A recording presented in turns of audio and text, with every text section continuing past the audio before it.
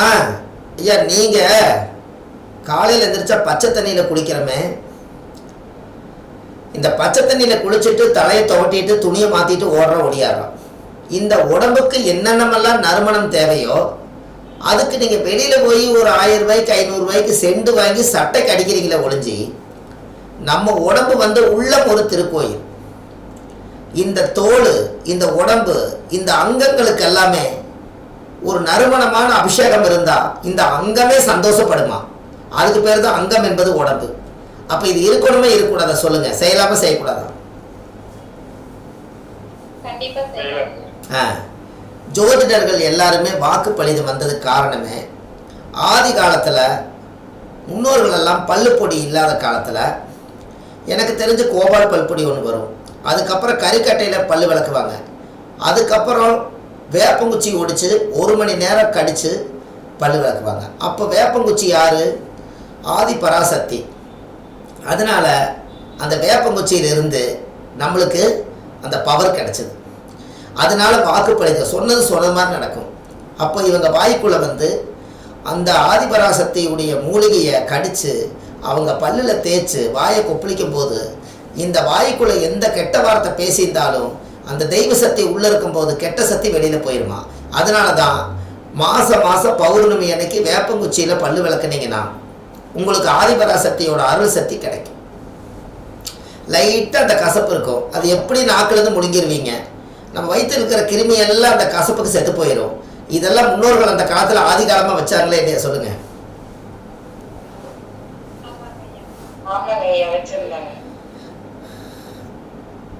அப்போ அந்த ஜாதகத்தில் அந்த முன்னோர்களுடைய கர்மா நிவர்த்தி ஆகணும் அப்படிங்கிறதான். அந்த காலத்தில் கருவேலா மரம் கேள்விப்பட்டிருக்கிறீங்களா?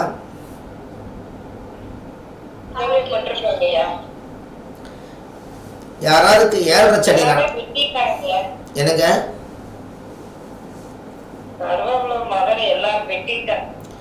அந்த கருவேலா மரத்தில் இருந்து ஒரு துண்டு, ஒரு கட்டையை நீங்கள் வாங்கி கொண்டு 7.5 சனி நடக்கிறவங்களோட வீட்டில் பூஜை ரூமில் கொண்டு ஒரு பொட்டு சந்தனம் வச்சு ஒரு திருநூறு குங்குமம் வச்சு அந்த கட்டை மூலிகை கொண்டு நீங்கள் அந்த சாமி ரூமில் வச்சு பாருங்கள். 7.5 சனியோட தோஷம் நம்மளை கடுமையாக பாதிக்காது. கருவேலா மரத்துடைய நிறம் என்னங்கம்மா?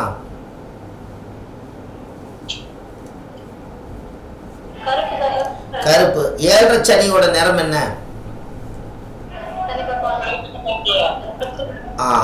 அந்த காலத்தில் இருக்கிறதுலையே வச்சு கருவேலா மரம் ஒன்று தான் ரொம்ப சக்தி வாய்ந்தது. அந்த காலத்தில் முதல் சீர் என்ன சீர் செய்வாங்கன்னு சொல்லுங்க பார்ப்போம். எல்லா மனிதர்களுக்கும் சீர் என்ன செய்வாங்க?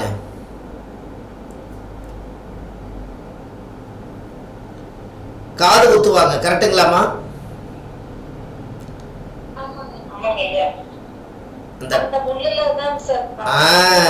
அந்த கருவேலா முல்லை எடுத்து இத்தினோண்டு சந்தனத்தை தொட்டு வச்சு, அந்த காலத்தில் ஆணி ஊசி எல்லாம் கண்டுபிடிக்காத காலத்திலேயே காது குத்துலினா காலத்துக்கும் கஷ்டம் தீராதுன்னு சொல்லி கருவேலா முல்லை எடுத்துட்டு குத்தித்தான் தழுக்கு போடுவாங்க.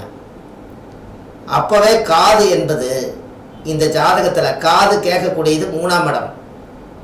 இந்த 3ஆம் இடத்தினுடைய தொடர்பு தான் கருவேலா மரம். அப்போ இந்த கருவேலா மரம் சனியோட ஆதிக்கமாகவும் கஷ்டத்தை தீக்கிறதாகவும் இருக்கும்.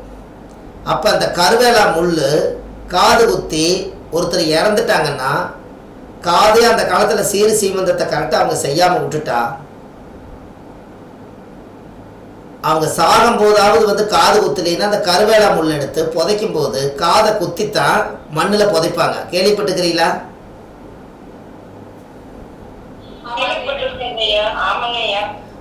காதை குத்தி அந்த ஓட்டை போட்டு வெளியே அந்த முள் வெளியே வந்துடும். அதுக்கப்புறம் தான் புதைப்பாங்க. அப்போது அந்த கருவேலா மரத்தில் இருக்கக்கூடிய மூலிகை 7.5 சனி தோஷத்தை நிவர்த்தி பண்ணும். அதனால தான் அந்த காலத்தில் என்ன பண்ணுவாங்கன்னா, கூரைச்சாலையாக இருக்கும்போது வீடு ஓலைகள்லாம் மேயும் போது கருவேலா மரத்தை போய் வெட்டிட்டு ஒரு மரத்தை, நீட்டமான மரத்தை முள்ளெல்லாம் செதுக்கி கருவேலா மரத்தில் மேலே முகுட்டில் ஒரு சாலை போடுறதுக்கு ஒரு மரத்தை உள்ளே வச்சு விட்ருவாங்க. அந்த சாலை அந்த வீட்டுக்குள்ளே கருவேல மரத்தில் ஒரு மரத்தில் வந்து இருக்கும். அந்த மரத்து மேலே ஓலை இருக்கும். அப்போ வீட்டுக்குள்ளே கருவேல மரம் வீட்டுக்குள்ளே இருந்தால் அந்த குடும்பத்தில் யாருக்கு ஏழரைச்சனி அஷ்டமச்சனி எது நடந்தாலும் அவங்களுக்கு நடந்ததும் தெரியாது, போனதும் தெரியாது, வந்ததும் தெரியாது. அதுக்கு காரணம் அந்த வேளாண் கரு அப்படிங்கிற சனி தோஷம் இயற்கையாகவே அந்த காலத்தில் ஏழரைச்சனினா என்னன்னு தெரியாமல் அவங்க வாழ்ந்துட்டு போனது காரணமே இந்த மூலிகை தான் சாட்சி. அப்போ எப்படியெல்லாம் முன்னோர்கள் யோசிச்சு வச்சிருக்கிறாங்கன்னு பாருங்க. எல்லாமே கேள்விப்பட்டிருக்கோங்க ஐயா. ஆனா இதெல்லாம் நாங்க யோசனை பண்ணவே இல்லை, அப்படியே விட்டுட்டு மறந்துட்டோம். ஆனா நீங்க இப்ப எடுத்து சொல்லும் போது இதெல்லாம் தெரியுது. ஞாபகப்படுத்துறதுக்கு நன்றிங்க ஐயா. அப்போ கருவேல மரத்துல இருந்து காது குத்திக்கிறாங்கன்னா அப்போ 3ஆம் இடம் தகவல் தொடர்புன்னா அப்போ யாருக்கெல்லாம் வந்து காது கேட்காம இருக்குதோ அவங்க வீட்டில் காது கம்மியாக கேட்குதுங்க, காது இருக்க டேமேஜ் ஆகுதுன்னா அவங்க கருவேல மரத்துக்கு போய் விளக்கு வச்சுட்டு வந்தாங்கன்னா இருக்கிற காதை கொஞ்சம் காப்பாற்றி வச்சுக்கலாம். நல்ல தகவல் தொடர்பு வர்றதுக்கு கருவேல மரமே சாட்சி. எப்படி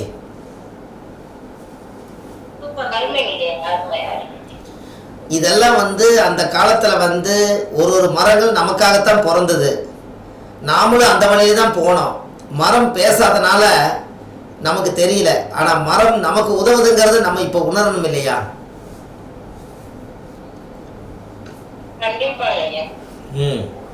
அப்போ அந்த மூலிகை அவ்வளவு பெரிய சக்தி வாய்ந்த மூலிகை.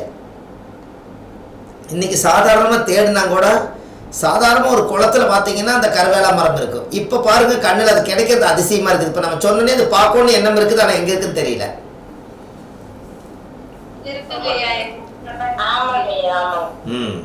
நீங்க ஒன்றும் வேண்டாம்.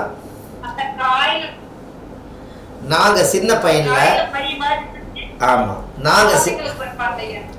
நாங்க சின்ன வயசுல இருக்கும்போது பனையோலைய கட் பண்ணி அந்த காத்தாடி செய்யறதுக்காக கருவேலா முள் எடுத்து அதில் பிடிச்சிக்கிட்டு ஓடணும்னா காற்றுல சுற்றும். அப்போ அந்த காற்றுல வந்து ரெக்கையாட்ட சுற்றும். அந்த பனையோலை வந்து கிருன்னு சுற்றும். அதுக்கு வந்து அந்த முள்ளில் குத்தி வச்சுக்குவோம். அந்த முள்ளில் வச்சுக்கிட்டு ஓடணும்னா நம்ம எவ்வளோ தூரம் ஓடுறோமோ அவ்வளோ தூரம் அந்த காற்று நம்மளை வந்து ஒரு ஃபேன். இதை வச்சு தான் ஃபேன் கண்டுபிடிச்சாங்க அந்த காலத்தில்.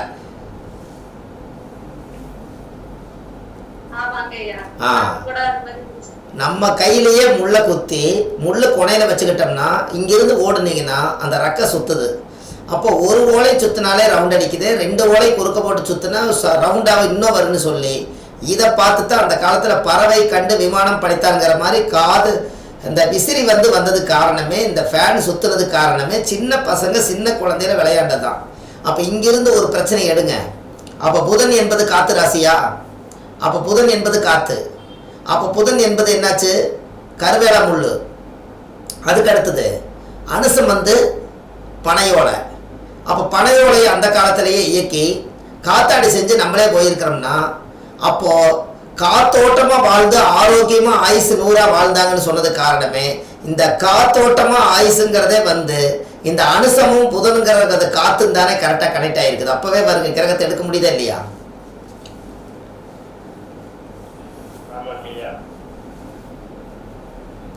அப்போ முன்னோர்கள் எல்லாம் அந்த காலத்தில் இப்படித்தான் ஒன்று கிரியேட் பண்ணியிருக்காங்க.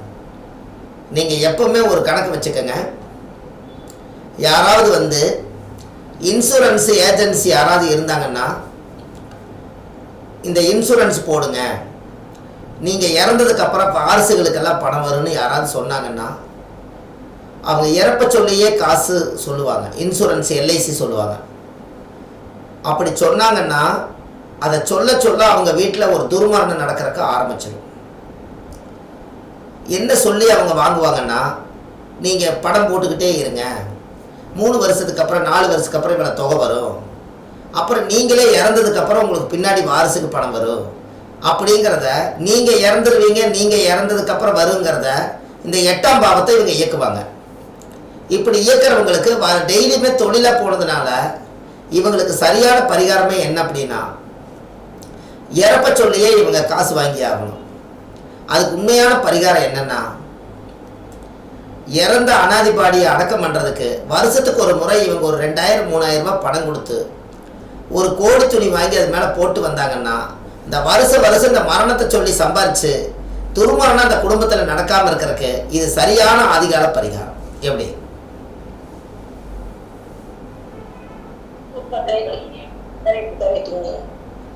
ஏன்னா இவங்க மரணத்தை சொல்லாமல் இருக்கவே மாட்டாங்க. இவங்க மரணத்தை சொல்லுவாங்க. அப்போ மரணத்தை இவங்களே சொல்கிறாங்களே, மரணத்தை இவங்க கூப்பிடுறாங்க. அப்போ நாளைக்கு அவங்க வீட்டில் ஏதாவது துர்மரணங்கள் நடக்காமல் இருக்கணும்னா அந்த குடும்பத்தில் ஒரு அனாதி பாடி அடக்கம் பண்ணுறதுக்கு இவங்க ஏதாவது ஸ்பான்சர் பண்ணாங்கன்னா இந்த ஆத்மா நம்மளை வாழ்த்த நம்ம குடும்பத்தில் துர்மரண தோஷம் வராது. எப்படி? ஒரு தொழிலுக்கு ஒரு பரிகாரம் ரகசியமாக இருக்கா இல்லையா சொல்லுங்க. அப்போ 8ஆம் பாவங்கிறது இன்சூரன்ஸ்ன்னு சொன்னீங்க. அப்போ யார் ஜாதகத்துல எல்லாம் 8ஆம் பாவம் ஒருத்தர் கெட்டிருக்குதோ அவங்க இன்சூரன்ஸ் போடக்கூடாது. யாருக்கெல்லாம் 8ஆம் பாவம் நல்லா இருக்குதோ அவங்க தான் போட்ட பணத்தை திருப்பி வாங்க முடியும். அப்போ ஒரு ஜாதகத்தில் 8ஆம் இடம் மாங்கலி ஸ்தானம் நம்ம இயற்கையாக சொல்கிறோம். 8ஆம் இடம் என்பது உயில். 8ஆம் இடம் தான் உலகத்தில் சம்பாரித்து வச்ச ரகசியத்தை கவுண்டிங் பண்ணுறது. அதனால 8ஆம் பாவம் ஒரு மனிதனுக்கு கெட்டுருச்சுன்னா அவங்களோட வாழ்க்கையில் அந்த இன்சூரன்ஸுனாலேயே அவங்களுக்கு பிரச்சனைகள் வரும். அதே போல் யாருக்கெல்லாம் புதன் நீசமாக இருக்குதோ அவங்க செக் புக்கில் முதலே கையெழுத்து போட்டு வைக்கக்கூடாது. என்றைக்கு இருந்தாலும் ஒரு நாள் எத்தனையோ லட்சம் ரூபா இவர் போட்டுக்கிறாருன்னு பேங்கில் போட்டு ஏதாவது ஒரு பண்ணி நம்மளுக்கு பெரிய ஒரு விபத்தில் கொண்டு போய் விட்டுரும். யாருக்கெல்லாம் புதன் நீசமாக இருக்குதோ அவங்க காசோலையில் கையெழுத்து முதலே போட்டு வைக்கக்கூடாது, பணம் எவ்வளவுன்னு போடாமல். கரெக்டாக நீ சொல்லுங்க. புதன் என்பது யாரு? புதன் என்பது செக்கு, பேங்க்லேருந்து வரக்கூடிய செக்கு. இந்த புதனுக்கு நீங்கள் முதலே உங்கள் பேரை நீங்கள் போட்டு வச்சிட்டிங்கன்னா எப்போ ஒரு சில கம்பெனிகளில் இது நடக்கும் பாருங்கள். மேனேஜரு இவங்க எல்லாத்துக்குமே முதல்ல இவர் கையெழுத்து போட்டுருவார். அமௌண்ட்டு மட்டும் அவர் போட்டு மேனேஜர் எடுத்து காசு வாங்குவார். என்னைக்காவது ஒரு நாள் ஒரு 10,000 ரூபாய்க்கு இன்னொரு சைபர் போட்டாலோ இல்லை இன்னொரு சைபர் லட்சம்னு போட்டாலோ என்னைக்கு இருந்தாலும் புதன் நீசமாக இருக்கிறவங்க செக் புக்குனால ஏமாற்றம் அடைவாங்க.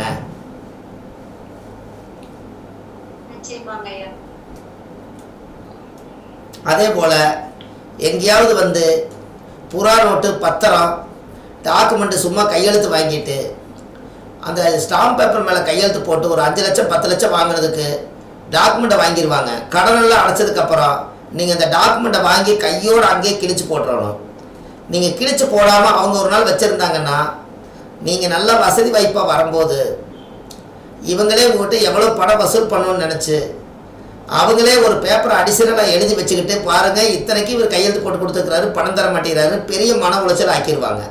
கெடுவு முடிஞ்சதுன்னா புறா நோட்டும் சைனான ஸ்டாம்ப் பேப்பர் நோட்டை வாங்கி அப்போவே கிழிச்சு தண்ணியில் தலை சுற்றி வீசி போட்டு வந்துடணும். இல்லைன்னா மாட்டிக்குவாங்க. எப்படி? இதெல்லாம் விவரம் தெரியாமல் ஏதோ ஒன்று போய் இவங்க மாட்டிக்குவாங்க. அப்போ இதையெல்லாம் நம்ம சரிப்படுத்தணும் இல்லைங்களா? கரெக்டு தானே? சரி. அப்போ இந்த சின்ன சின்ன விஷயங்கள் எல்லாம் உங்களுக்கு இது தெரிஞ்சதுனால உங்களுக்கு நல்ல விஷயம் தானே? கரெக்டுங்களா? சரி சரி சரி. ஒரு ஜாதகம் நான் அனுப்புகிறேன். உங்களுக்கு குழுவில் போட்டிருக்கிற அந்த ஜாதகத்தை உங்களால் எடுக்க முடியுதா? உங்களால் ஜாதகத்தை எடுக்க முடியுமாம்மா குழுவில் போட்டுக்கிறத?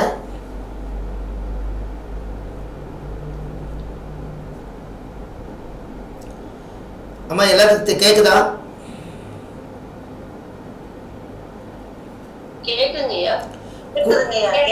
குழுவில் ஒரு ஜாதகம் போட்டிருக்கிறேன், உங்களால் அதை எழுத முடியுமான்னு கேட்குறேன்.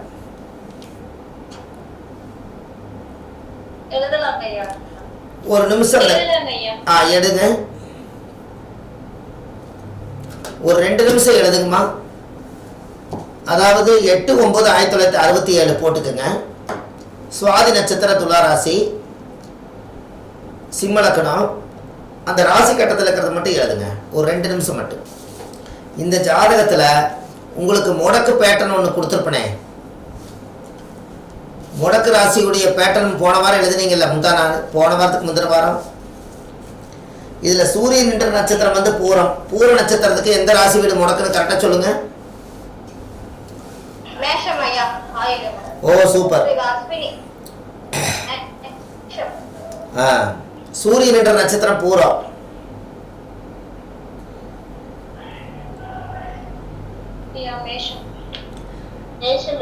மேசம் முடக்கு. அப்ப முடக்கு அதிபதி யாருன்னு சொல்லுங்க.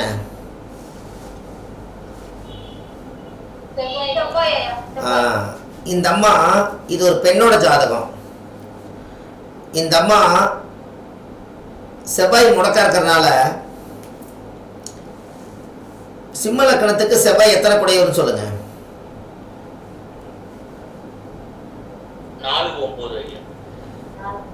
4ஆம் இட தாய், 9ஆம் இட தகப்பன்.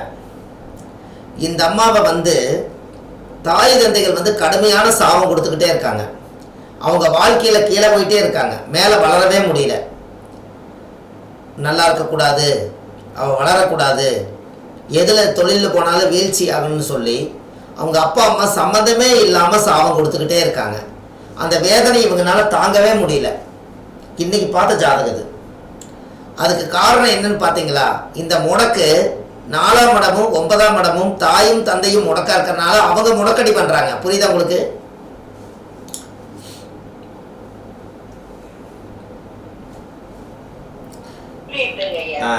இவங்க ஜாதகம் இவங்களோட தொழில் என்னன்னு கேட்டீங்கன்னா இன்சூரன்ஸு. மாதம் 2.25 லட்ச ரூபா சம்பாதிப்பாங்களாம். இன்னைக்கு ஜீரோவாக வந்திருக்காங்க, வேலையை விட்டு வந்துட்டாங்க. அப்போது அந்த இன்சூரன்ஸ் சம்மந்தப்பட்ட தொழிலுக்கு வந்ததுக்கு காரணம் என்னன்னு அந்த ஜாதகத்தில் கொஞ்சம் கண்டுபிடிச்சு சொல்லுங்க. இது சொன்னீங்கன்னா ரொம்ப சந்தோஷப்படுவேன். இன்சூரன்ஸுக்கு தொழிலுக்கு அந்த ஜாதகம் தொடர்பு ஏற்பட்டிருக்குது. 2.25 லட்ச ரூபா மாதம் சம்பாதிக்கிறாங்க. 7 மாசமா இப்போ அவங்களால தொழிலை விட்டு வெளியே வந்துட்டாங்க. இன்னுமே சொல்லுங்க. இந்த தொழிலுக்குள்ள அவங்க போனதுக்கு என்ன காரணம்? இப்படி ஆராய்ச்சி பண்ணீங்கன்னா தான் ஜோசியத்தில் ஜெயிக்க முடியும். இன்சூரன்ஸு தொழிலுக்கு இந்த ஜாதகத்துக்கும் தொடர்பு என்னங்கிறத ஒரு 4 பாயிண்ட் சொல்லுங்க. சந்தோஷம்.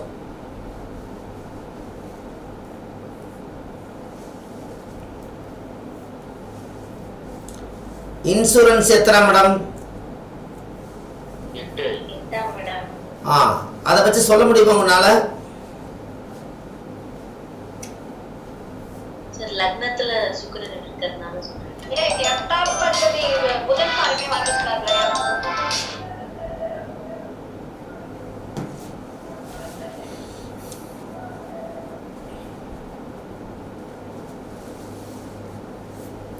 உங்களுக்கு சொல்லலைன்னா நான் சொல்லவா? என்னங்க? 8ஆம் இடத்துல சனி பகவான். சரி, ஐயா சொன்னது ரொம்ப கரெக்டு. அதாவது அந்த ஜாதகம் எப்படி இன்சூரன்ஸுக்கு போச்சுன்னா, மாந்தி வந்து இறப்பை குறிக்கும். சிம்ம லக்னத்துக்கு 8ஆம் அதிபதி குருவே உச்சமாகி அவர் 8ஆம் பாவத்தவே அந்த குரு பார்க்கறாரு. கூட மாந்தியோட சேர்ந்து பார்க்கறதுனால மரணத்தை சொல்லி அவங்க சம்பாதிக்கிறாங்க. எப்படி?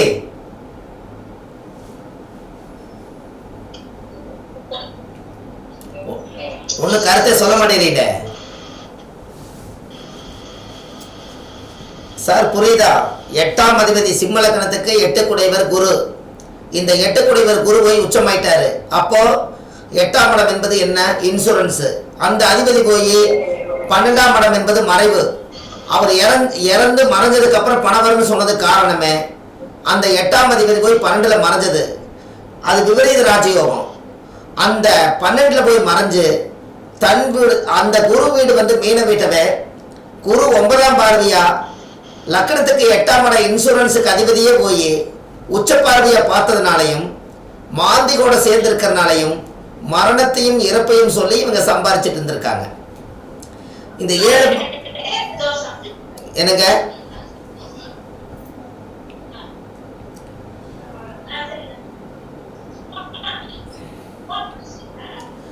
இப்போ இவங்களுக்கு புதன் திசையில் சந்திரன் புத்தி நடக்குது. இப்போ இந்த சந்திரன் புத்தியில் இவங்க வேலையை விட்டுட்டாங்க. 7 மாதம் ஆச்சு.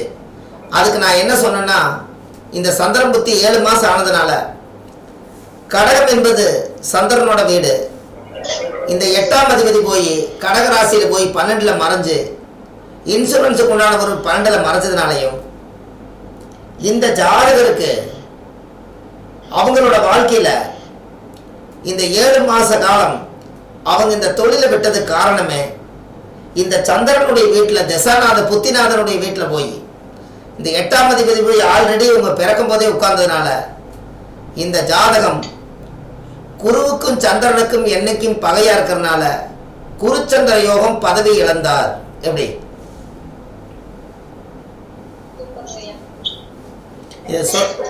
இதை சொன்னே அந்த அம்மா ஆடி போயிட்டாங்க. குருவோட மனைவி சந்திரன் திருடிட்டு போனாரு. அதுபோல கடகராசியில சந்திரனோட வீட்டில் குரு உட்கார்ந்து உச்சமாகி 12ல் மறைஞ்சதுனால அந்த தசாபுத்தியில் அவங்க வாழ்க்கையை உயிரை இழக்க வேண்டியது, தொழிலை இழந்துட்டு வந்து உட்கார்ந்துருக்காங்க. அந்த ஜாதகத்தில் எப்படி சொல்ல வருது பார்த்தீங்களா? இந்த முடக்கு 4ஆம் இடத்துல உட்காந்துக்கிறனால என்னைக்கு ஒரு வீடு கட்டினாங்க அன்னிலிருந்து அவங்களுக்கு நிம்மதி போச்சு. அப்போ முடக்காதிபதி போய் 4ஆம் இடத்துல போய் யாருக்கெல்லாம் முடக்காதிபதி உட்கார்ந்துருக்கோ அவங்க வீட்டு பிரச்சனை எடுத்தாங்கன்னா அன்னையிலேருந்து வாழ்நாள் முழுதும் நிம்மதி இருக்காது. பாருங்க, அந்த 4ஆம் இடத்துல செவ்வாய் இருக்கா?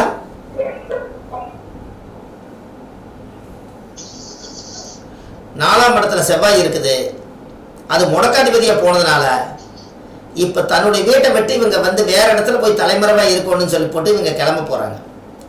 நானும் என்ன சொல்லிட்டேன், 5/5/2025 வரைக்கும் டைம் சரியில்லை, நீங்க இருக்கிற வீட்டை விட்டு வேற இடத்துக்கு போயிருங்க, இடத்த மாத்திருங்கன்னு சொல்லியிருக்கேன்.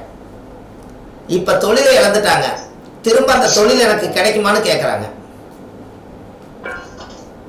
நான் என்ன சொன்னேன்னா, 4ஆம் இடம் முடக்கு ரிலீஸ் பண்ணுங்க, முடக்கு கோயிலுக்கு போயிட்டு வாங்க, உங்க கர்மாவெல்லாம் தீரட்டும். செவ்வாய் திசையில் இதை விட பெரிய லாஸ் இருக்குது உங்களுக்கு, அதனால முடக்க ரிலீஸ் பண்ணி வச்சுக்கோங்க. வீட்டுக்காருக்கும் இவங்களுக்கு அண்டர்ஸ்டாண்டிங் கிடையாது. செவ்வாய் தான் புருஷன். செவ்வாய் வந்து 4ஆம் இடம் சுகஸ்தானத்தில் முடக்க இருக்கிறதுனால எந்த சந்தோஷத்தையும் அனுபவிக்கிறவங்க. அடுத்து சந்திர திசை எந்த அளவுக்கு இருக்குதுன்னா செவ்வாய் தான் முடக்கு புத்தி, செவ்வாய் தான் முடக்கு. அப்போ அடுத்து செவ்வாய் புத்தி தான் வரப்போகுது. கரெக்டுங்களா? புதன் திசையில் புதன் புத்தி முடிஞ்சு கேது சுக்கிர சூரிய சந்திரன் முடிஞ்சு செவ்வாய் தான் வரப்போகுது.